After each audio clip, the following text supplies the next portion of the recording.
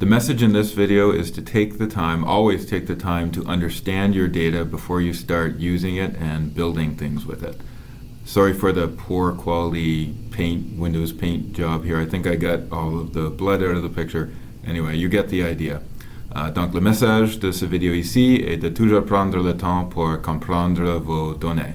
So I'm seeing in a lot of cases people are going and taking data and they're just loading it in, which is a good assumption. Sometimes I can see how logically people would do this, and they assume that everything's clean and they start using it, but then they're surprised by some of the interactions even in Power BI because the data has qualities that they weren't necessarily aware of.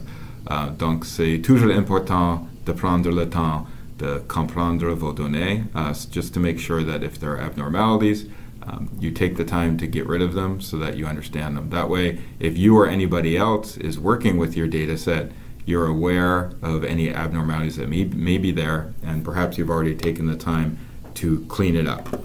So to show you an example of this, I'm just going to take a quick file off my desktop. I can use anything to show it to you. So it's an Excel file. I'm going into Get Data, Excel, and I just have, I think it's a list of PE codes, flattened code example here. It's just an Excel file. So whenever you're bringing in data, that's why I always recommend not to click load, but always to click edit. That takes you into the query editor. So vous rentrez dans le query editor pour que vous puissiez voir les données et faire les changements si vous avez besoin de faire les changements. So it lets you bring it in and do edits before you start working with your data. And it's also a really good way to see the format of your data. C'est une bonne façon de voir le format de vos données. So I'm going to click on edit here. So always click on edit. I very rarely click load first because I never trust data. And you should never trust data.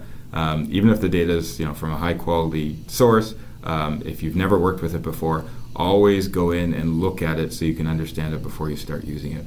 So this is a very simple data set. We have PE codes with start and end dates, all that fun stuff. So one good way I find to understand what's in any particular field is if you click the drop down once you're in the query editor, it'll give you a list of all the values in the column. So you see here I have the drop down, and I can go down, and you get an idea of what kind of values are in your data. So if there are errors, s'il y a des erreurs dans les données, vous allez le voir ici. It would be listed at the top. Like if this is a number field, and I'm expecting to see numbers, but there were instead letters here, I would see those at the top, so it would be immediately obvious. Then you could go back to the source and correct it, or using some of the tricks we talked about in the last video, you could correct it right in Power BI. Or if you can correct it in the source, that's always a good thing to do. The second thing I always check, and this is something people always forget, it's very important.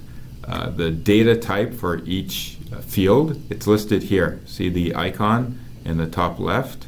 That tells you what the data type of this particular field is. So PEID is a number, active start date is a date. So you need to make sure that it's what you want. Otherwise, once you start working with the data in the dashboard, if it's not the type you want, you'll be surprised by some of the interactions you see.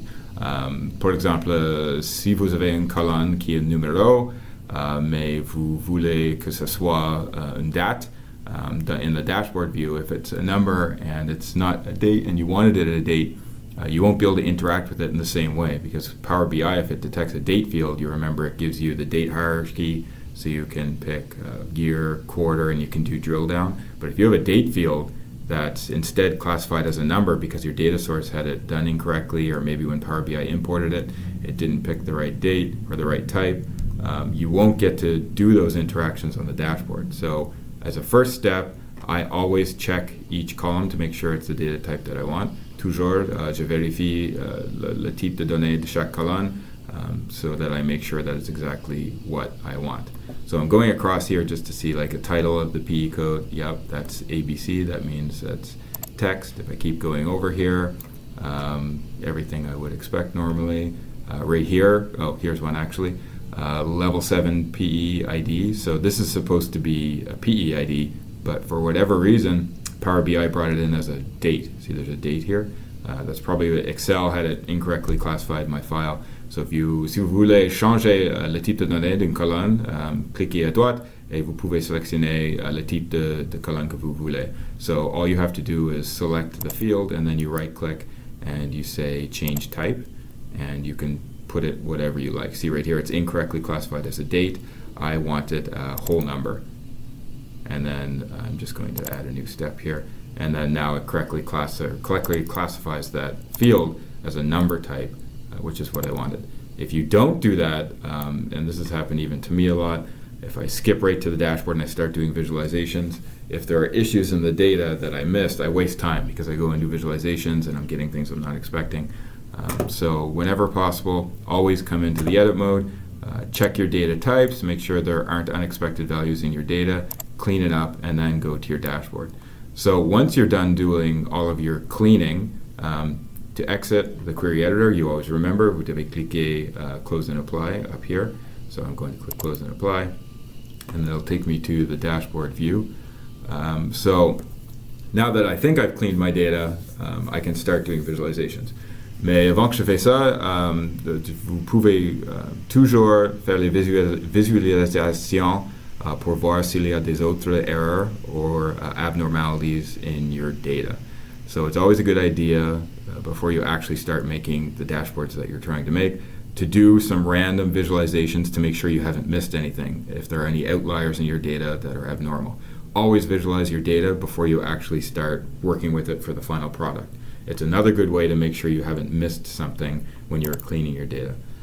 So you can pick any visualization, just pick a few, it doesn't really matter. I'm going to pick a heat map here, and just spend a few minutes, even 5 minutes, it'll pay off to drag and drop some fields in your data to make sure you're getting the results you expect before you actually start working with it. So I'm going to create a group here of PEID, and I'm going to group it by, I think I have an amount column here for the values. Right here, oops, amount. So this is a heat map. So it's basically showing me all the PE codes in my data set, and the size of the square, just for this particular visualization, is the sum of the amount. So this all makes sense. I have all PEIDs, but you can see right here for some reason there's a very large amount attached to this PE that makes no sense in my data. So my data had some errors in it. There were some rows that had an abnormally large PEID. Every PEID, as we know, should be 4 characters. So that's an abnormality, and it pops out right away. Donc, si vous faites les visualisations, sorry, I'm having a very difficult time saying that in French. Avant que vous faites vos produits finaux, c'est une bonne façon de voir s'il y a des choses qui sont pas correctes avec vos données, et ça vous donne une opportunité de faire les changements before you actually start giving something to people to use. So again, if you don't catch something in the query editor, do some visualizations here. It's a good opportunity to make sure that you haven't forgotten anything else. So here, I can quickly now go back to my data source and correct that. I can go to the query editor and correct it. If I click here and view the data here, if I scroll down, I imagine I'm going to see a bunch of those records. Yeah, see right here. So there was something incorrect in the data that I brought in. So I can go back to the source and I can correct it, or I can correct it right in the query editor. So that's the simple message of this video. Whenever you bring in data, always go to the query editor first.